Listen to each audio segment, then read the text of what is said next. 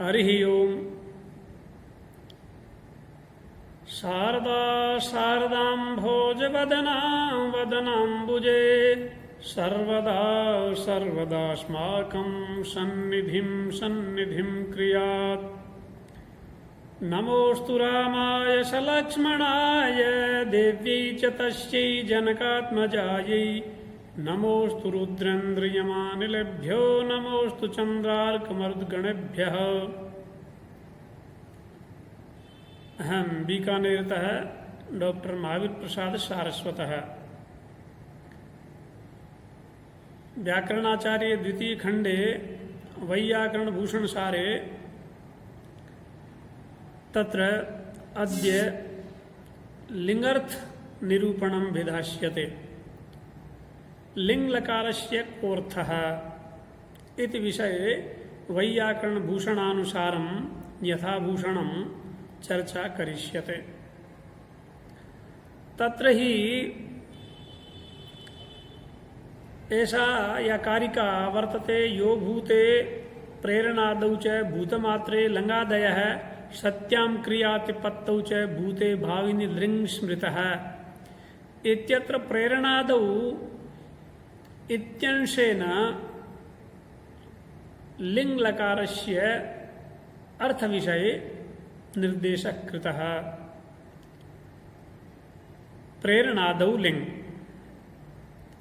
तत्र प्रेरणादौ इति लिंग अर्थात प्रेरणादौ लिंग लकारः इत्यत्र किं मानं तदानीं लिख्यते विधि निमंत्रणा मंत्रणाधीष्ट संप्रश्न प्रार्थनेषु लिंग इति सूत्रात्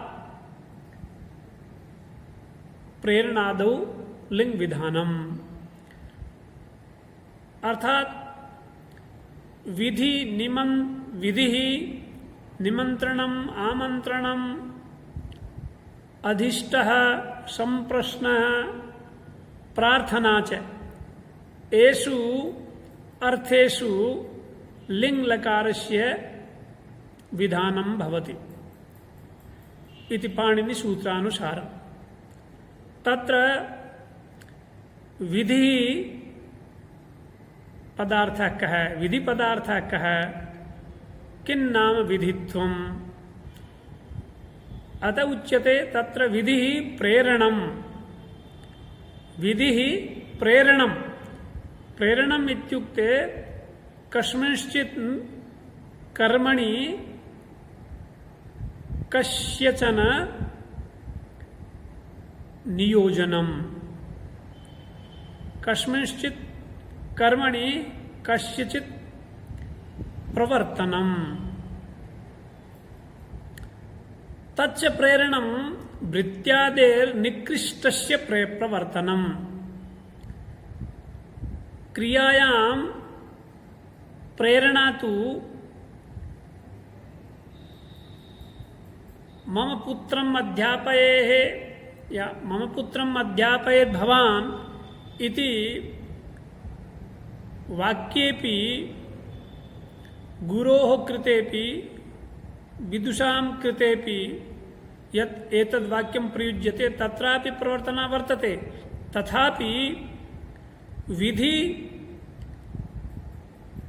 द्वारा या प्रवर्तना उच्यते, विधि शब्द द्वारा यस्या प्रवर्तनायाः निर्देशः क्रियते सा प्रवर्तना तु स्वापेक्षया निकृष्टस्य भृत्यादेः कर्तव्ये कर्मणि प्रवर्तनं भवति। गुरूणां कृते या प्रवर्तना सा तु अधिष्टपदवाच्या तत्र अग्रे व्याख्यास्यते। अतः तत्र विधिः इत्युक्ते प्रेरणं निकृष्टस्य भृत्यादेः कार्ये कर्मणि कर्तव्ये कर्मणि प्रवर्तनं। निमंत्रणं तु नियोगकरणम्। निमंत्रणपदस्य अर्थः स्पष्टीक्रियते। निमंत्रणं तु नियोगकरणम्। आवश्यके श्राद्धभोजनादौ दोहित्रादेः प्रवर्तनम्। यत् श्राद्धकर्म वर्तते तत्र दोहित्रादेः भोजनं दुहितुः पुत्र यः खलु दौहित्रः तस्य भोजनम् आवश्यकं भवति। अतः तादृशे आवश्यके श्राद्धभोजनादौ दौहित्रादेः प्रवर्तनमेव निमन्त्रणपदवाच्यम्। आमन्त्रणं तु कामचारानुज्ञा। कामेन चरतीति कामचारः। स्वेच्छया यह कर्मणि संलग्नः भवति चेत् तस्य तत्र कर्मणि अनुज्ञा, कामचारानुज्ञा।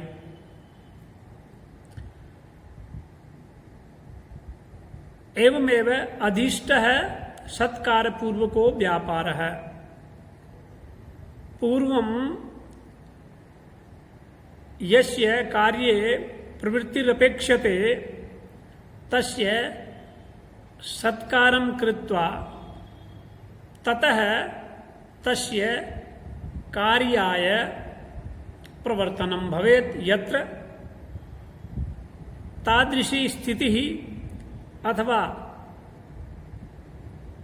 तादृशं यत्किमपि वातावरणं भवेत् तत्र अधिष्टः इति पदस्य प्रयोगः क्रियते। अधिष्टः सत्कारपूर्वको व्यापारः। अर्थात विधि, निमंत्रण, आमंत्रण, अधिष्ट, संप्रश्न और प्रार्थना, इन अर्थों में लिंग लकार का प्रयोग होता है। जैसा कि पाणिनि का सूत्र है, विधि निमंत्रणा मंत्रणाधीष्ट संप्रश्न प्रार्थनेषु लिंग। इस सूत्र से ये विधान होता है। कहा ये विधि क्या है, किसे विधि कहते हैं जिस अर्थ में ये लिंग लकार करते हो, तो कहते हैं विधि प्रेरणम। विधि प्रेरणा, मोटिवेशन, किसी कार्य में किसी को लगाना। लेकिन कार्य में लगाना, किसी को कार्य में लगाना में भी भेद है। किसी पूज्य व्यक्ति को भी कार्य में लगाया जा सकता है, लेकिन यहां विधि शब्द के द्वारा पूज्य व्यक्ति को कार्य में लगाने के लिए नहीं कहा जा रहा है, बल्कि स्वापेक्षया, अर्थात जो व्यक्ति नियोजक है, प्रयोजक है, उसकी अपेक्षा से जो निकृष्ट भृत्य इत्यादि है, सेवक इत्यादि है, उनको कर्तव्य कर्म में लगाना, ये विधि कहलाता है। जैसे किसी नौकर को ये कहा जाए कि तुम वस्त्राणि प्रक्षालये है, तुम मेरे कपड़े धो अथवा घर की सफाई कीजिए, तो स्वापेक्षया अपने से, खुद से, प्रयोक्ता से जो हीन हो या जो निम्न हो, उस व्यक्ति को कर्तव्य कर्म में लगाना विधि कहलाता है। उस अर्थ में लिंग लकार का प्रयोग होता है। जैसे आपने कहा मम वस्त्राणि प्रक्षालये त्वम, ऐसा वाक्य प्रक्षालये है, ये आपने विधि लिंग का प्रयोग किया, लकार लिंग लकार का प्रयोग किया, ये विधि अर्थ में यहाँ लिंग लकार हुआ है। इसी प्रकार निमंत्रण अर्थ में भी लिंग लकार का विधान होता है। तो कहा निमंत्रणम किम, निमंत्रण किसे कहते हैं, तो कहा निमंत्रणम नियोग करणम। नियोग करणम इत्युक्ते किसी को किसी कार्य में विनियुक्त करना, नियुक्त करना, विनियोग करना। जैसे आवश्यक कार्य में किसी को लगाना, अर्थात श्राद्ध इत्यादि जैसे पवित्र कर्म हैं, उन कर्मों में जब तक दोहित्र या भांजा भोजन नहीं करता है तब तक उस कार्य की पूर्ति नहीं मानी जाती है। वहां दोहित्र का भोजन करना आवश्यक है। तो तादृशे आवश्यके श्राद्ध भोजन आदौ दोहित्रादेः प्रवर्तनम निमंत्रणम, अर्थात जहां ये भाव रहे, जिसको हम प्रवृत्त कर रहे हैं उसके प्रति ये भाव रहे कि आपके इस कार्य में प्रवृत्त होने पर ही हमारा ये कार्य सफल होगा, इसलिए आपका यहाँ होना आवश्यक है, इसके बिना ये कार्य संपन्न नहीं हो सकता। ये भाव जहां पर रहता है उसको निमंत्रण कहते हैं। ऐसे निमंत्रण के लिए भी आप, ऐसी स्थिति के लिए भी लिंग लकार का प्रयोग करते हैं। जैसे ब्राह्मणान निमंत्रयते, तो भवानत्र भुंजीथाः, भवानत्र भुंजीत, त्वमत्र भुंजीथाः, ऐसा प्रयोग करें। इसी प्रकार आमंत्रण अर्थ में भी लिंग लकार का प्रयोग होता है। आमंत्रण किसे कहते हैं? तो कहा कामचारानुज्ञा। कामचारानुज्ञा, अपनी इच्छा से यदि आप वहां प्रवृत्त होते हैं तो आपको अनुमति है, ऐसा भाव जहां पर रहता है। वहां निमंत्रण और आमंत्रण में अंतर है। निमंत्रण में ये भाव रहता है कि आपके उस कार्य में नियुक्त होने पर या आपके उस कार्य में उपस्थित होने पर, उसमें प्रवृत्त होने पर ही उस कार्य की पूर्णता मानी जाएगी, ऐसा भाव रहता, वहां निमंत्रण है। और जहां व्यक्ति चाहे तो उस कार्य में प्रवृत्त हो सकता है, नहीं चाहे तो नहीं भी, तो भी वो काम होगा।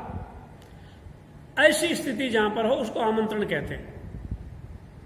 इसलिए लिखा कामचारानुज्ञा। जैसा कि आजकल के शादी विवाहों में कार्ड देते हैं, वो आमंत्रण है, निमंत्रण नहीं है। तो ऐसे निमंत्रण के लिए भी आप लिंग लकार का प्रयोग करते हैं। और अधिष्ट, तो अब देखिए सभी में, विधि में भी कार्य में प्रवृत्त करवाया जा रहा है, निमंत्रण में भी कार्य में प्रवृत्त करवाया जा रहा है, क्रिया में प्रवृत्त करवाया जा रहा है, भोजनादि क्रिया में।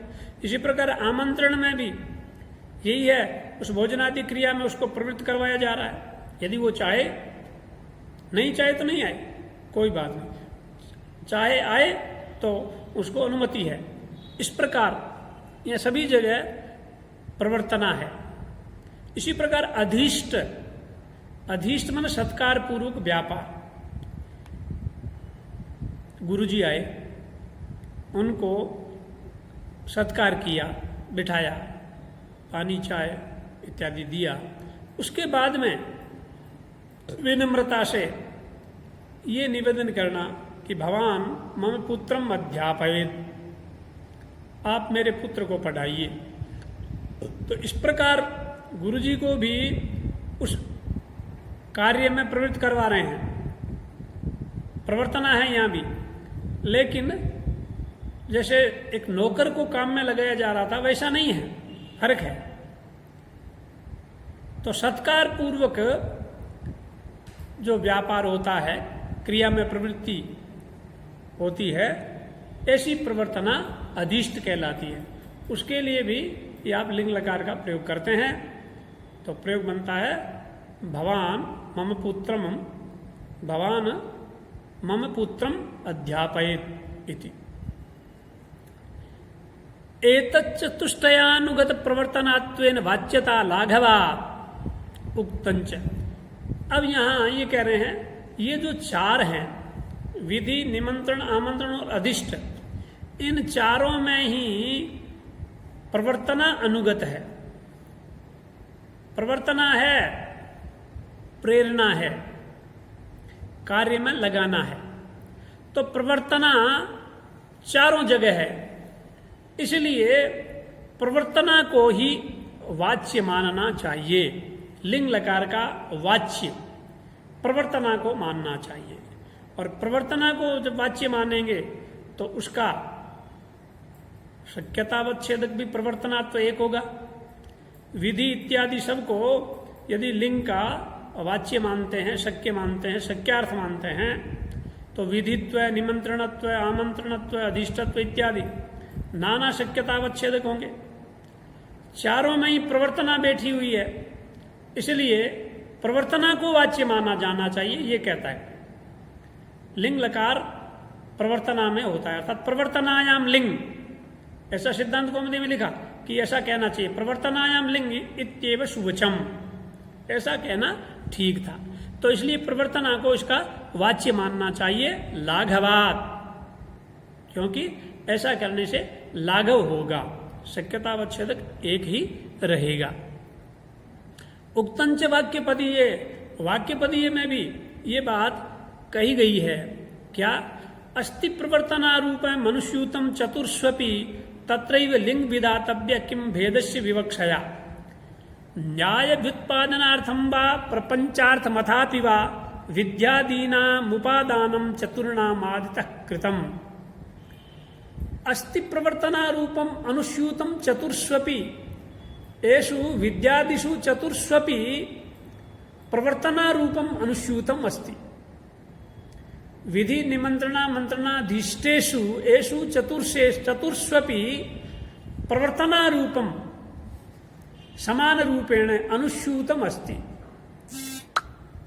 अतः तत्रैव लिंग विधातव्यः, तत्रैव इत्युक्ते तस्मिन्नेव अर्थे, अर्थात प्रवर्तनायामेव लिंग विधा, प्रवर्तनायाम लिंग इत्येवं सूत्रम विरचय्य लिंग विधानम करणीयम। अतः तत्रैव लिंग विधातव्यः किम भेदस्य विवक्षया विधि निमंत्रणा मंत्रणाधीष्ट इत्येवं प्रकारेण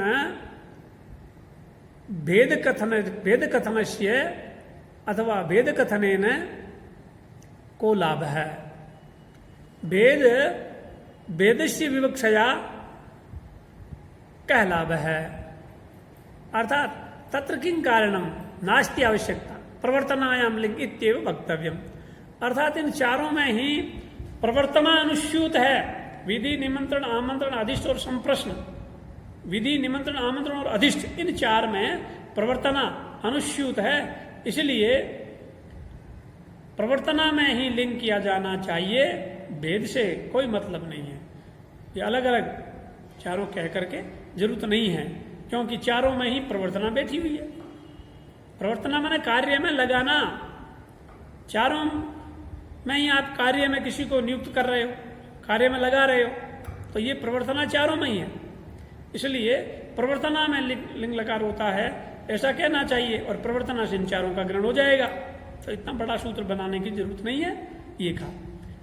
किम भेदस्य विवक्षया, फिर कह रहे हैं न्याय व्युत्पादनार्थम वा प्रपंचार्थमथापि वा विद्यादीनाम उपादानम चतुर्णामादितः कृतम। न्याय व्युत्पादनार्थम, न्याय है माना शक्ति ही, न्याय माना शक्ति, तो शक्ति के व्युत्पादन के लिए अर्थात शक्ति ग्रह करवाने के लिए लिंग की शक्ति इन इन अर्थों में है, विधि में है, या प्रवर्तना शब्द की शक्ति इन इन अर्थों में है। तो इस प्रकार से न्याय व्युत्पादन अर्थात आपको शक्ति का ग्रह हो जाए, लिंग की शक्ति इन इन अर्थों में है, इसका मतलब, और प्रवर्तना में जब लिंग कर रहे हो तो प्रवर्तना भी यही चीज हुई, तो इसका मतलब इन इन शब्दों की शक्ति प्रवर्तना में है, ये व्युत्पादन करवाने के लिए, ग्रहण करवाने के लिए। अर्थात विद्यादि शब्दों का अर्थ शक्ति है, ये बताने के लिए, विद्यादि शब्दों का अर्थ प्रवर्तना है, ये बताने के लिए, ऐसा आपको शक्ति ग्रह करवाने के लिए। अथवा प्रपंचार्थम अथापि वा, या समझिए प्रपंच के लिए, प्रपंच मान पची विस्तारे, विस्तार करने के लिए केवल प्रवर्तनायाम लिंग कह देते हो तो सामान्य रूप से प्रवर्तनात्वता का, प्रवर्तनात्व तो वाच्यता शक्यता वच्छेदक एक हो जाएगा, ये बात तो ठीक है, लागू तो हो जाएगा। लेकिन वो प्रवर्तना किस किस रूप वाली है, उनमें क्या क्या भेद हैं, हर किसी को हर किसी प्रवर्तना के द्वारा आप कार्य में लगा सकते हैं क्या? इस रूप में ज्ञान नहीं होगा। उस रूप में प्रपंच करने के लिए, विस्तार करने के लिए कि किस व्यक्ति को या किस प्रकार के व्यक्ति को आप किस प्रकार की प्रवर्तना के द्वारा उसको प्रवर्तित करेंगे, या किस व्यक्ति को प्रवर्तना करवाने के लिए किस प्रकार के शब्द का प्रयोग कर रहे हो। किसी के लिए विधि का, निमंत्रण का, आमंत्रण का, अधिष्ठ का इत्यादि। तो ये प्रपंच के लिए, प्रपंच माने विस्तार, इस प्रवर्तना को विस्तृत रूप में बताने के लिए विद्यादीनाम उपादानम चतुर्णाम आदितः कृतम। सूत्रे आदितः चतुर्णाम विद्यादीनाम विधि निमंत्रणा मंत्रणाधीष्ट इत्येतेषाम, इन चारों का पृथक उपादान किया गया, अलग अलग उपादान किया गया। ऐसा ये भर्तृहरि अपने वाक्य पदीय में कहते हैं।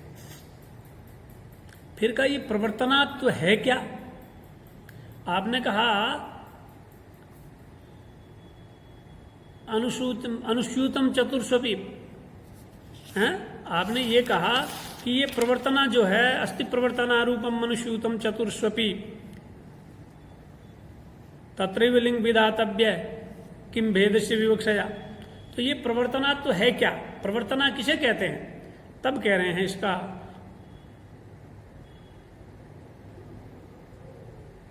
विवेचन करते हुए, उसको पल्लवित करते हुए कह रहे हैं प्रवर्तनात्वंच प्रवृत्ति जनक ज्ञान विषयतावच्छेदकत्वम। कार्य में जो प्रवृत्ति, किसी भी कार्य में जो प्रवृत्ति है, उस प्रवृत्ति का जनक, प्रवृत्ति करवाने वाला हेतु, मोटिवेटर। तो कार्य में प्रवृत्ति का जो जनक, वो जनक जो ज्ञान, किसी चीज का ज्ञान होगा तब आप कार्य में प्रवृत्त होते हैं। तो कार्य में प्रवृत्ति का जो ज्ञान, उस ज्ञान का विषय, ज्ञान किसी विषय से संबंधित होगा, तो इसलिए उस ज्ञान का विषय होगा वो। तो प्रवृत्ति का जनक जो ज्ञान, उस ज्ञान का जो विषय, उस विषय में विषयता रहती है। तो विषयता का जो अवच्छेदक, विषयता का धर्म, अवच्छेदक मतलब धर्म, उसको प्रवर्तना कहते हैं। अर्थात कार्य में प्रवृत्ति का जनक जो ज्ञान, उस ज्ञान का विषय में रहने वाली जो विषयता, उस विषयता का अवच्छेदक यानी धर्म को प्रवर्तना कहते हैं। ये कहा। तो प्रवर्तनात्वंच प्रवृत्ति जनक ज्ञान विषयतावच्छेदकत्वम तच्च तच्च इष्ट साधनत्वस्यास्तीति तदेव विध्यर्थः। तच्च माने वो प्रवर्तनात्व, इसने जो बताया प्रवर्तनात्वंच प्रवृत्ति जनक ज्ञान विषयतावच्छेदकत्वम, वो इस रूप वाला प्रवर्तनात्व इष्ट साधनता की में है। इष्ट साधनता ही प्रवर्तना है। इष्ट साधनता अर्थात एतत् मदिष्ट साधनम, यह मेरे इष्ट का साधन है। इस प्रकार का जो ज्ञान, वो ज्ञान ही प्रवर्तना है। आप किसी कार्य में तब लगते हैं, प्रवृत्त होते हैं, जब आपको ये पता चले कि यह मेरे इष्ट का साधन है।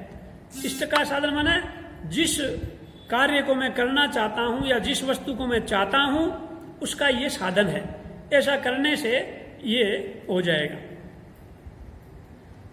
तो अपने इष्ट का साधन होना, मैं ये चाहता हूं, भूख लगी है, भोजन इष्ट है, उस इष्ट का जो साधन होगा कि ये मेरी भूख को शांत कर सकता है, ये इष्ट का साधन है, ये आपको ज्ञान होगा तो आप उसमें प्रवृत्त हो जाएंगे। आप रोटी खाएंगे क्योंकि ये आपके इष्ट साधन है। आपका भूख की शांति आपका इष्ट है, और उस भूख की शांति का ये साधन है रोटी का खाना। ऐसा ज्ञान आपको है तो आप प्रवृत्त हो जाते हैं, ऐसा ज्ञान नहीं है तो आप प्रवृत्त नहीं होते हैं। तो इसलिए इष्ट साधन को प्रवर्तना माना। इसलिए तदेव, तदेव माने तत् इष्ट साधनत्वमेव, या उस रूप की जो प्रवर्तना है वही विधि का अर्थ है। विधि लिंग का अर्थ है, विद्यादि का अर्थ है। विद्यादेह अर्थ है, विद्यर्थ है मैंने विद्यादि नाम अर्थ है। वो इष्ट साधनता भी, इष्ट साधनता में भी वो प्रवर्तनात्व रहती है। इसलिए वो इष्ट साधनता एवं तदेव, तदेव माने वही, तदेव माने इष्ट साधनत्वमेव, वो इष्ट साधनता ही विद्यादि का अर्थ है। अर्थात उस अर्थ में लिंग लकार करते हैं। यहां तदेव विद्यर्थ लिखा, एव लगाया, तद विद्यर्थ नहीं लिखा। इष्ट साधनत्व विद्यर्थ इतना नहीं, तद एव विद्यर्थ ऐसा लिखा, एव करण किया। एव करण के द्वारा आगे जो कृतिसाध्यत्वादि हैं उनका इष्ट साधन, उनका विद्यादि, विद्याद्यर्थत्व नहीं है, या वो प्रवर्तना नहीं है, उसमें प्रवर्तनात्व नहीं है। तो प्रवर्तना नहीं है तो फिर लिंग का अर्थ भी वो नहीं है, तो इसलिए वो लिंग का शक्य नहीं है, ऐसा बताने के लिए कह रहे हैं। तदेव विद्यर्थ है, एवेन अर्थात एव कारेण कृतिसाध्यत्वादि नाम न तत्शक्यम, कृतिसाध्यत्वादि जो है वो इसके शक्य नहीं है, अर्थात इसका अर्थ नहीं है, ये बताने के लिए एवकार का प्रयोग किया। कहा यद्यप्येतत् कृतिसाध्यत्वस्यापि तज्ज्ञानस्यापि प्रवर्तकत्वात् तथापि यागादौ सर्वत्र तत्लोकतैव लभ्यते अन्य लभ्यत्वान्न तत्शक्यम। यद्यपि एतत्, हालांकि यह इष्ट साधनत्व रूप प्रवर्तना, ये इष्ट साधनता रूप प्रवर्तना कृतिसाध्यत्व में भी है, क्योंकि कृतिसाध्यत्व का ज्ञान भी प्रवर्तक होता है। फिर भी यागादि में, यज्ञ इत्यादि कर्मों में वो लोक से, लौकिक साधनों से उसकी उपलब्धि हो जाती है। इसलिए अन्य लभ्य होने के कारण से, अनन्य लभ्य ही शब्दार्थ है, इस न्याय के हिसाब से ये कृतिसाध्यत्व रूप जो जिसको इष्ट साधनता प्रवर्तना कह रहे हैं, वो कृतिसाध्यत्व इसका वाच्य नहीं हुआ या शक्य नहीं हुआ, लिंग का शक्य नहीं हुआ। क्या मतलब? का मतलब ये है कृतिसाध्यता का ज्ञान होना भी प्रवर्तक होता है, अर्थात यह मेरी कृति से साध्य है।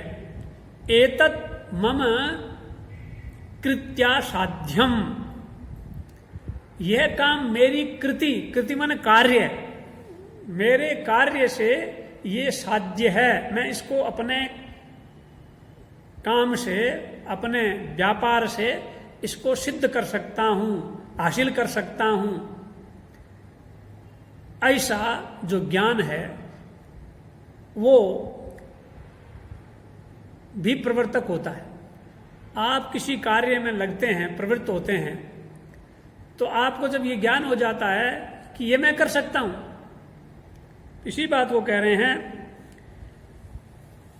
यागोमत। जैसे आप यज्ञ करना है तो यागोमत कृति साध्य है, याग मेरी कृति का साध्य है।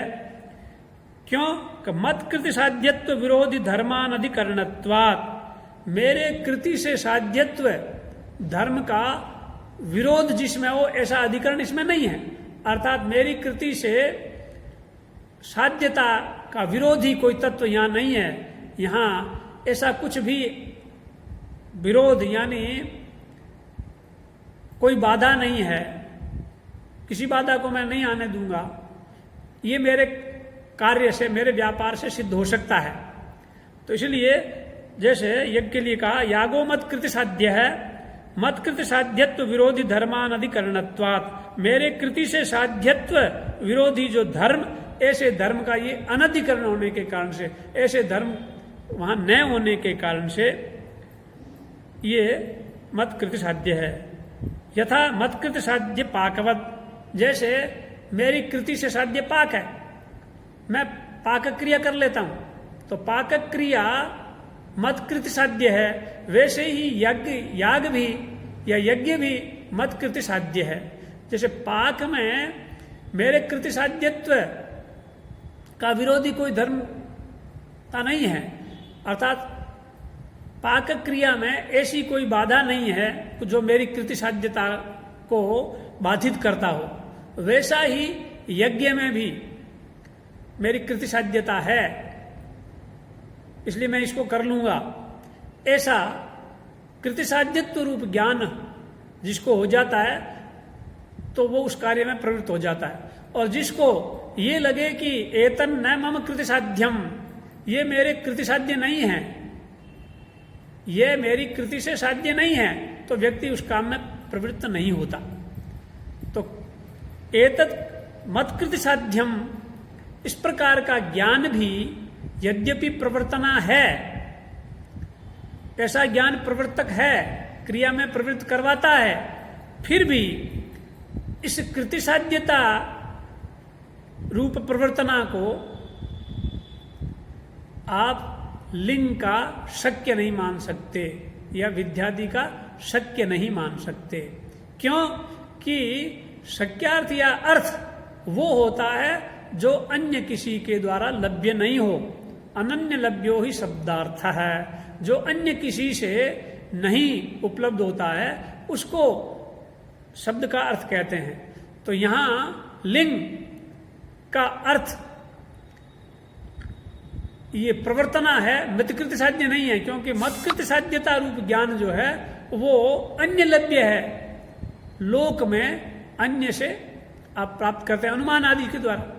आप अनुमान करते हैं कि नहीं, जैसे कि मैं इस यज्ञ, ये यज्ञ मेरे कृति साध्य है क्योंकि इसमें कोई बाधक तत्व नहीं है, ये बाधक तत्व का अनधिकरण है, जैसे पाक क्रिया।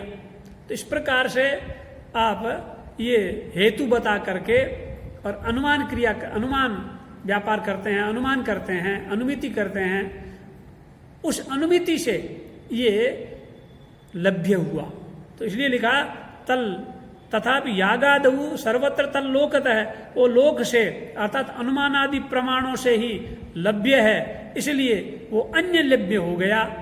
और शब्द का अर्थ होता है अनन्य लभ्य, इसलिए ये विद्यादि या लिंग का अर्थ नहीं है, विद्यादि का शक्य नहीं है।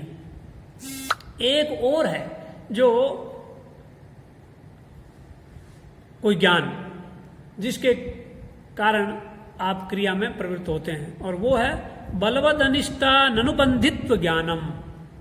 बलवद अनिष्ट का अनुबंधित्व का ज्ञान, अर्थात ये कार्य मेरे किसी बलवत माने बहुत बड़े बलशाली अनिष्ट का अनुबंधी है, अर्थात इसमें मेरे को बहुत बड़ा कोई खतरा होगा, इस प्रकार के खतरे का अनुबंधी है ये, अर्थात अनुबंधी होने के मतलब उससे असंबद्ध है, इसमें ऐसा करने में मुझे कोई बहुत बड़ा खतरा नहीं है, बहुत बड़ा अनिष्ट का ये कारण नहीं है। इस प्रकार का ज्ञान यदि आपको होता है तो वो ज्ञान भी प्रवर्तना अर्थात प्रवृत्ति का हेतु बनता है, उसके कारण भी आप कार्य में लग जाते हैं। आप किसी कार्य में लगते हैं, कब लगते हैं? जब आपको ये पता होता है कि ऐसा करने से मुझे कोई खतरा नहीं होगा। आप ओदन को खाते हैं, ओदन खाने में आपको किसी प्रकार बहुत बड़े अनिष्ट की उपस्थिति नहीं होगी। अर्थात कोई ओदन खाने से आपका बहुत बड़ा अनिष्ट नहीं हो जाएगा। आप यदि ये लगे कि ये खाने से मेरा बहुत बड़ा अनिष्ट हो जाएगा, मृत्यु हो सकती है, तो आप नहीं खाएंगे, प्रवृत्त नहीं होते। और जब आपको ये लगता है कि ये बहुत बड़े अनिष्ट का कारण नहीं है, ऐसा ज्ञान होता है, तो आप प्रवृत्त हो जाते हैं। तो ओदन खाने में लग जाते हैं आप, क्योंकि आपको पता है ओदन खाना बहुत बड़े अनिष्ट का कारण नहीं है, ये बलवद अनिष्ट का अनुबंधी है, ऐसा आपको ज्ञान हो गया। तो आप खा लेते हैं चावल को, और उसमें यदि जहर मिला हुआ है, विष मिला हुआ है, और आपको पता है, आप नहीं खाते हैं। क्यों? आपको पता है बलवद अनिष्ट का अनुबंधी नहीं है ये, बल्कि बलवद अनिष्ट का अनुबंधी है, तो आप उसमें प्रवृत्त नहीं होंगे। तो इसलिए कार्य में प्रवृत्त होने के लिए आपको बलवद अनिष्ट का अनुबंधित्व का ज्ञान भी हेतु होता है, कार्य में प्रवृत्त करवाने का हेतु होता है, इसलिए वो भी प्रवर्तना है। इसलिए उसको भी विधि का अर्थ मान लिया जाए, विद्यादि का अर्थ मान लिया जाए। तब कहते हैं नहीं, ये भी हेतु नहीं हो सकता। बलवद अनिष्टानुबंधित्व ज्ञानंच न हेतु, अर्थात प्रवृत्ति में हेतु नहीं हो सकता वो। क्यों? का द्वेषा भावेन अन्यथा सिद्धत्वात्। कहा बलवद अनिष्टानुबंधित्व, बलवद अनिष्टान अनुबंधित्व, इस प्रकार का ज्ञान होते हुए भी द्वेषा भाव की दशा में अन्यथा सिद्ध हो जाता है। अर्थात ये आपको पता है कि ये कार्य मेरे बलवद अनिष्ट का अनुबंधी है, और ये कार्य मेरे बहुत बड़े अनिष्ट का अनुबंधी है, ऐसा करने से कोई नुकसान नहीं होगा, कोई खतरा नहीं होगा, ये ज्ञान होने पर आप प्रवृत्त हो जाते हैं। और ये बहुत बड़ा खतरा का कारण बन सकता है, कारण बनेगा, ये ज्ञान आपको हो गया तो आप नहीं लगते हैं कार्य में, ऐसी बात नहीं है। कई बार द्वेषाभाव के कारण से, द्वेष का अभाव होने के कारण से उल्टा काम भी हो जाता है, अर्थात इसके विपरीत काम भी हो जाता है। जैसा कि परस्त्री गमन, अन्य स्त्री गमन नरक का साधन है, तो बलवद अनिष्ट का अनुबंधी है। परस्त्री गमन बलवद अनिष्ट का अनुबंधी है। ये ज्ञान होते हुए भी अत्यधिक कामुकतावश आस्तिक व्यक्ति भी परस्त्री गमन में प्रवृत्त हो जाता है। तो बलवद अनिष्ट का अनुबंधित्व का ज्ञान कार्य में प्रवृत्ति का कारण होता है, अनुबंधित्व का ज्ञान जो है वो कार्य में प्रवृत्ति को रोकता है। ऐसा जो कह रहे हैं वो ठीक नहीं है, यहां उल्टा हो रहा है। आस्तिक व्यक्ति है, उसको ये ज्ञान भी है कि परस्त्री गमन मेरे बहुत बड़े नरक प्राप्ति रूपी अनिष्ट का अनुबंधी है, इससे नरक प्राप्ति होगी। तो इसलिए नरक प्राप्ति, नरक साधन है, ये नरक साधनता का अनुबंधी है। ऐसा ज्ञान होने के बावजूद उत्कट कामेच्छा के कारण वह व्यक्ति परस्त्री गमन में लग जाता है, प्रवृत्त हो रहा है।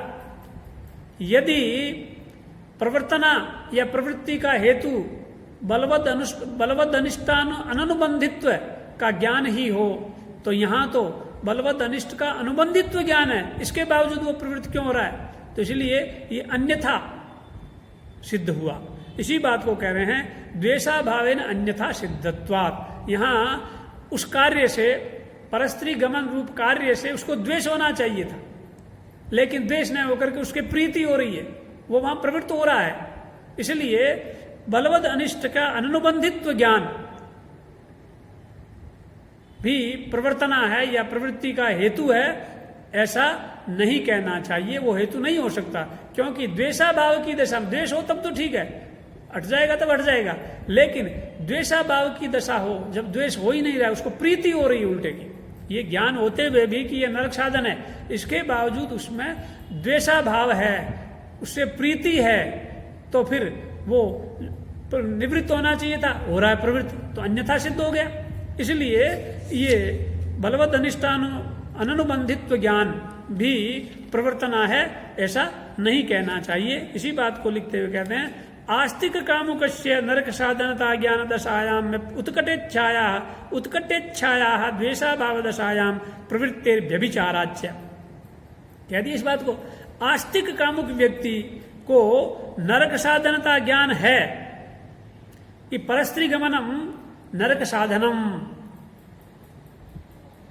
एतेन नरक प्राप्ति भविष्यति इति। इस प्रकार से नरक साधनता ज्ञान है, उस ज्ञान की दशा है, फिर भी उत्कटेच्छया, उत्कट कामेच्छया द्वेषाभाव दशायाम उसे द्वेष नहीं करता, उस कार्य से द्वेष नहीं कर रहा है, उस कार्य से घृणा नहीं कर रहा है, बल्कि उसमें प्रवृत्त हो रहा है, प्रीति हो रही है उसको। तो द्वेषाभाव दशायाम प्रवृत्ते है, द्वेष के अभाव की दशा में वहां उस कार्य में प्रवृत्त हो रहा है। इसलिए ये इस जो हेतु दिखा रहे हो, जो कार्य कारण भाव बता रहे हो, उस कार्य कारण भाव में व्यभिचार हो गया। इसलिए तस्मात् इष्ट साधनत्व में प्रवर्तना, इसलिए इष्ट साधनता जो है ये मेरे इष्ट का साधन है, इस प्रकार का ज्ञान है, वही प्रवर्तना है। इष्ट साधनता ही प्रवृत्ति का हेतु है, न कि कृतिसाध्यत्व ज्ञान या बलवद अनिष्टान अनुबंधित्व ज्ञान। ये दोनों ही प्रवर्तना नहीं है, क्योंकि यहां कृतिसाध्यता तो इसका शक्य हो नहीं सकता, कारण कि वो अन्य लभ्य है, अनुमान आदि प्रमाण लभ्य है। और बलवद अनिष्टान अनुबंधित्व ज्ञान भी इसमें प्रवृत्ति में हेतु नहीं है, या इस प्रकार के ज्ञान के उल्टे में वहां वो प्रवृत्त नहीं होगा, ये कारण नहीं है। द्वेषाभाव दशा में आस्तिक कामुक व्यक्ति भी नरक साधनता का ज्ञान होने के बावजूद में परस्त्री गमन में प्रवृत्त देखा जाता है, तो इसलिए ये कार्य कारण भाव व्यभिचरित हो जाता है। इसलिए इष्ट साधनता को ही ये विद्यादि का इष्ट साधनता को ही प्रवर्तना मानना चाहिए, और वो प्रवर्तना ही विद्यादि का अर्थ है, अर्थात इष्ट साधनता ही विद्यादि का अर्थ है। जैसा कि मंडन मिश्र ने, मीमांसक श्रेष्ठ मंडन मिश्र ने भी कहा है, पुंसाम नेष्टाभ्युपायत्वात् क्रियाशन्य प्रवर्तक है प्रवृत्ति हेतु धर्मंच प्रवदंती प्रवर्तनाम। पुंसाम क्रियासु प्रवर्तक है इष्टाभ्युपायत्वात् अन्य न। पुंसाम क्रियासु प्रवर्तक है इष्टाभ्युपायत्वात् अन्य न, अर्थात व्यक्तियों को या व्यक्तियों का क्रियाओं में अर्थात कामों में, किसी व्यापार में प्रवर्तक अपने इष्टाभ्युपाय के अलावा कोई नहीं है। अर्थात इष्टाभ्युपाय माने इष्ट साधन, ये मेरे इष्ट का साधन है, ये जिस वस्तु को या जिस लक्ष्य को, जिस फल को मैं चाहता हूं उसका ये साधन है। इस प्रकार का जो इष्ट साधन है, उस इष्ट साधन के अलावा कोई भी तत्व व्यक्तियों को क्रिया में प्रवृत्त कराने वाला नहीं है। अर्थात व्यक्ति को क्रिया में प्रवृत्त कराने वाला तत्व केवल और केवल है इष्ट साधन, इष्टाभ्युपाय। इष्टाभ्युपाय के अलावा कोई भी साधन व्यक्तियों को क्रिया में प्रवर्तक नहीं है। इसलिए प्रवृत्ति हेतु धर्मंच, इसलिए प्रवृत्ति हेतु मन प्रयोजक, जिससे वो प्रेरित होता है, तो उस प्रवृत्ति हेतु को, कार्य में प्रवृत्ति का जो हेतु है मन प्रयोजक, उस प्रयोजक को और धर्म को लोग मन विद्वान प्रवर्तना कहते हैं। प्रवृत्ति हेतुम धर्मंच प्रवदंती प्रवर्तनाम, ऐसा ये मंडन मिश्र ने कहा। तो ये अर्थ क्लियर हो गया। विधि, निमंत्रण, आमंत्रण, अधिष्ट, संप्रश्न, प्रार्थना और इन अर्थों में लिंग लकार होता है। उसमें शुरू के जो चार हैं, विधि, निमंत्रण, आमंत्रण और अधिष्ट, इन चारों में ही प्रवर्तना अनुस्यूत है। तो प्रवर्तनायाम लिंग भी कह सकते थे, लेकिन पाणिनि ऐसा नहीं कह करके चारों का अलग उपादान करते हैं। तो ये समझिए वो न्याय व्युत्पादन के लिए अर्थात शक्ति ग्रह करवाने के लिए, अथवा प्रपंच प्रवर्तना कितने प्रकार की हो सकती है इसको विस्तृत रूप से बताने के लिए ये अलग अलग इनका चारों का उपादान किया गया। और वो प्रवर्तना है क्या चीज? तो का प्रवर्तना है प्रवृत्ति जनक ज्ञान विषयता अवच्छेदक। प्रवृत्ति का हेतु, जो प्रवृत्ति का किसी कार्य में प्रवृत्ति का जनक जो ज्ञान, उस ज्ञान का विषय, उस विषय में पाई जाने वाली विषयता का अवच्छेदक, उस विषयता का धर्म ही प्रवर्तना है। और वो प्रवर्तना वस्तुतः इष्ट साधन ही है। इष्ट साधन में ही वो प्रवर्तनात्व रहता है। कृति साध्यत्व में भी यद्यपि ये इष्ट साधनत्व या प्रवर्तनात्व माना जाए, लेकिन ये ठीक नहीं, क्योंकि हालांकि इष्ट साधनता ज्ञान के द्वारा कार्य में प्रवृत्ति देखी जाती है, लेकिन इसको हम इसका वाच्य नहीं मान सकते, लिंगादि या विद्यादि का वाच्य नहीं मान सकते, प्रवर्तना का वाच्य नहीं मान सकते। क्यों कि इस प्रकार का कृतसाध्यत्व रूप ज्ञान रूप जो प्रवर्तना है वो तो अन्य लभ्य है, अनुमान आदि प्रमाण लभ्य है। जैसे कि मैं यज्ञ कर सकता हूँ, इस यज्ञ में कोई बाधाएं नहीं मेरे सामने बाधाएं नहीं टिकेंगी, जैसे मेरे द्वारा किए जाने वाले पाक व्यापार में। तो इस प्रकार के अनुमान आदि प्रमाण के द्वारा, अनुमान आदि के द्वारा वो अन्य लभ्य होने के कारण से, और अनन्य लभ्य ही शब्दार्थ हुआ करता है, इस रूप में ये आपके विद्यादि का या वाच्य नहीं हो सकता, ये कहा। और बलवद अनिष्ट का अननुबंधित्व ज्ञान भी इसमें हेतु नहीं माना जा सकता। क्यों कि द्वेषाभाव की दशा में ये लक्षण अन्यथा सिद्ध हो जाता है। आस्तिक कामुक व्यक्ति भी परस्त्री गमन में प्रवृत्त देखा जाता है, जबकि उसको ज्ञान है कि ये परस्त्री गमन नरक साधन है। नरक साधन होने के का नरक साधन रूप बलवद अनिष्ट का ये अनुबंधी है, ऐसा ज्ञान होने के बावजूद उत्कट इच्छा से वो प्रवृत्त होता देखा गया है। इसलिए ये कार्य कारण भाव लक्षित हो जाए, दूषित हो जाएगा, व्यभिचरित हो जाएगा, इसलिए इसको ठीक नहीं माना गया।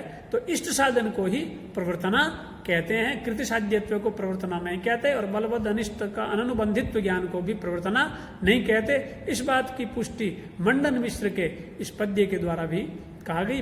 पुंसाम नेष्टाभ्युपायत्वात् क्रियास्वन्य प्रवर्तक है, प्रवृत्ति हेतु धर्मंच प्रवदंती प्रवर्तनाम। अर्थात किसी भी व्यक्ति को क्रिया में प्रवृत्त करवाने के लिए या क्रिया का प्रवर्तक, क्रिया में लगाने वाला, क्रिया में प्रेरणा देने वाला इष्टाभ्युपाय के अलावा, इष्ट साधन के अलावा कोई भी नहीं है, कोई तत्व नहीं है। इसलिए प्रवृत्ति हेतु मान प्रवृत्ति का हेतु जो प्रयोजक, उस प्रयोजक या धर्म को, प्रयोजक और धर्म को प्रवर्तना कहते हैं, ऐसा कहा। तो ये विधि निमंत्रणा मंत्रणाधीष्ट सूत्र जो है उसके हिसाब से ये लिंगार्थ का कथन हुआ। फिर आगे कोई नया टॉपिक अगले दिन। हरिओम।